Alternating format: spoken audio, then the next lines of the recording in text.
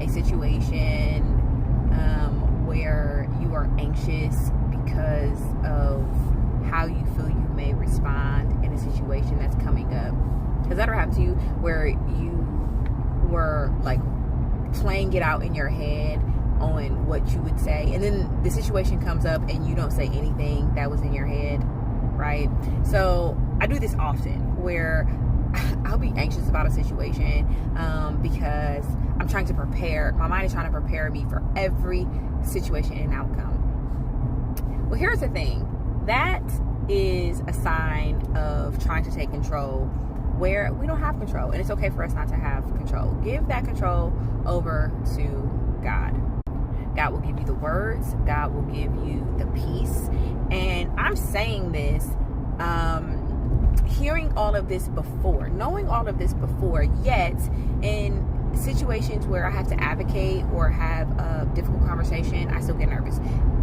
It just happened. I was in a situation where I had to be a parent and advocate for my child, and it was a situation that I thought that I would be very comfortable in, but yet I kept playing the situation over and over and over in my head before the situation even happened. And at the end of the day, I had to say, God, this is yours. You said to be anxious for nothing, and to whatever is good, noble, and true, think on those things, and that all I need to do is worry about today, and that you will give me the words, you will give me the clothes, you will give me the food for tomorrow. I don't need to do none of that tomorrow, so I'm just gonna mind my business and let tomorrow be tomorrow.